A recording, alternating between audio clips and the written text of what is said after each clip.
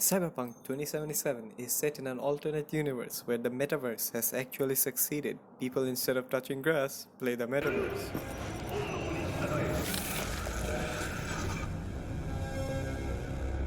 What are Dishwasher. you doing? The game begins in Night City, which is just Momotpur expanded and enhanced. I knew it would become about you. Hey! Why enough? Hello, Franklin. What's up?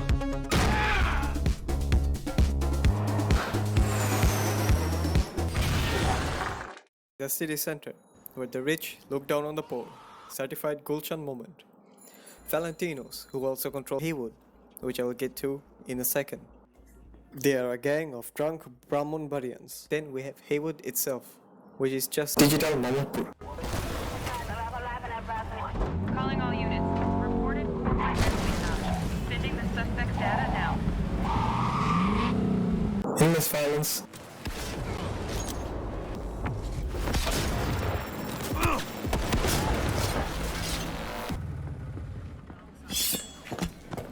And domestic nari nirjatan.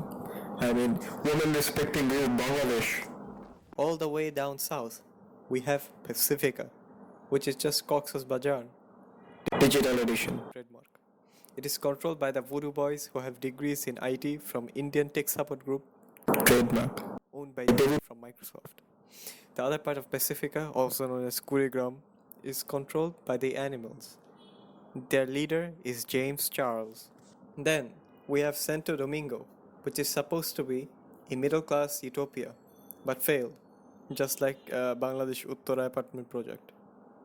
It is controlled by the Sixth Street, overly Deshpremik Nibas. They don't follow the constitution or anything. They're just like that because they feel like it. Thinking about it, it reminds me of something similar. Westbrook, for the most part, it is Noakhali. But North Oaks is Boshundhara residential area, where Thorn ala people live. আপনার কি ধন আছে? For the most part, it is controlled by the Tiger Claws. They are a mix of BTS Army, 2 Taka cosplayers, and most dangerous of them all, Weaves. Watson is basically Mirpur. It is controlled between the Maelstroms and the Mogs. The Maelstroms are barely human. They have all sorts of implants attached to them. The Mogs are residents of Kandapara. Digital edition, of course. Their special attack is to spread AIDS around everyone in a 3-meter radius. To prevent this, you will need to vote for Loka Marka.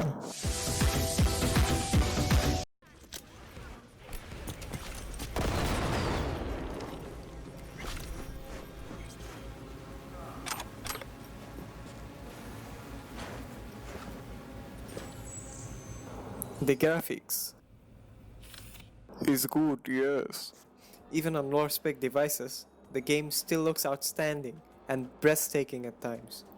Walking around in Night City whilst it's raining is gorgeous and immersive. The animations sometimes go from very immersive and realistic to Ubisoft tier.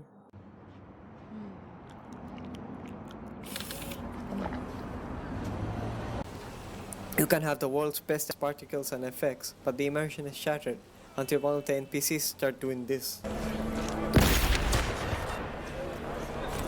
The overall gameplay is fairly good. From the shooting recoil, considering they have never made a proper FPS game, the recoil feels nice to control, and some of the guns look and sound awesome. The hand-to-hand combat is terrible though.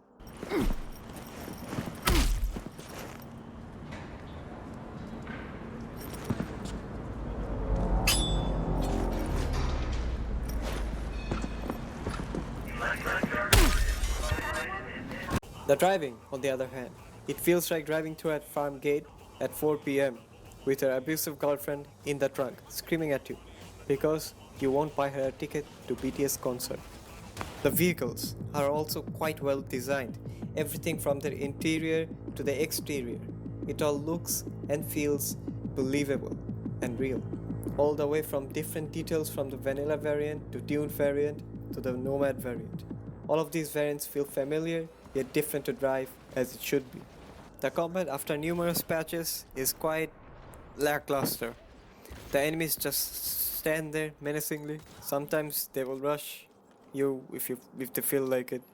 It could be better in the future with updates. The intro, it feels disjointed from the actual game. You go on from being a solo nomad, corpo or street kid instantly to a low-level gangster. And then, as a low-level gangster, you are tasked to steal from the largest corporation from in the entire planet. What? But despite all of this, the story is quite good. In fact, it's one of the strongest part in the game. The side quests, in my opinion, are some of the best in gaming after Skyrim. Especially the quests chipping in and the quests leading after it. Some of the side quests in the game is better than the story missions itself. The side quests literally carry the game. The side quests, the good actors, the animators. All the characters in this game are memorable, from Johnny Silverhand, whose relationship with V starts off cold and bitter, but as the game progresses, their friendship develops into a strong bond near the endgame. Jackie, Ozob, Takemura, Panem, Gary Eurodyne, Brendan the Vending Machine, Delamine.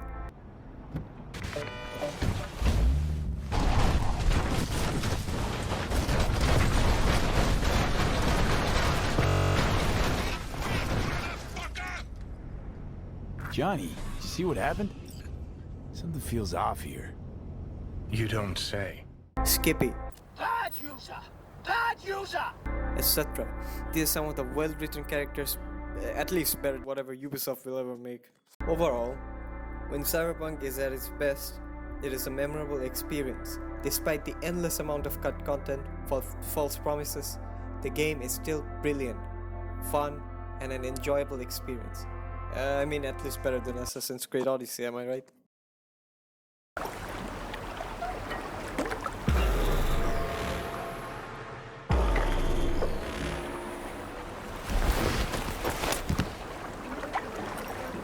Ahoy there, scallywag. Care to come aboard?